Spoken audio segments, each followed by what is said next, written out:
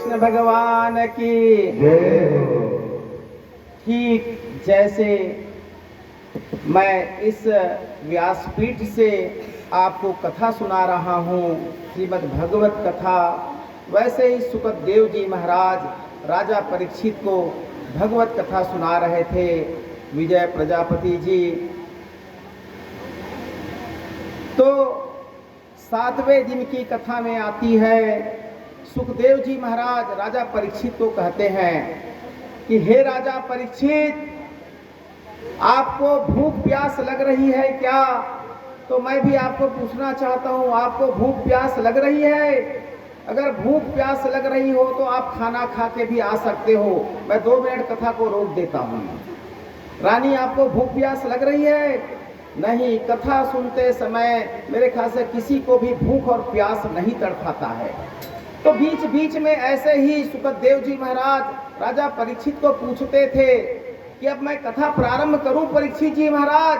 तो परीक्षित जी कहते थे, हाँ सुखदेव जी महाराज, आप कथा प्रारंभ करिए। तो सुखदेव जी महाराज कहते हैं कि अभी मैंने आपको भगवान श्री कृष्ण के एक विवाह की कथा सुनाई है। अब भगवान के कृष्ण के कितने विवाह हुए थे, उनकी कितनी पत्नी थी? 16,108। राजा परीक्षित जी, आपकी कितनी पत्नी हैं? एक ही है ना? पक्का? हाँ महाराज, हम तो एक पत्नी का पालन नहीं कर पा रहे हैं। भगवान श्री कृष्ण के तो 16,108 रानियां थी। अब भगवान श्री कृष्ण कैसे उनका पालन पोषण करते रहे होंगे? विजय जी, आप कल्पना कीजिए। तो सुखदेव जी महाराज कहते हैं कि मैं भगवान श्री कृष्ण के अन्य रानियों के बारे में अब आपको बताने जा रहा हूँ, आप ध्यान से सुनिए राजा परीक्षित जी। तो आप लोग भी ध्यान से सुनेंगे।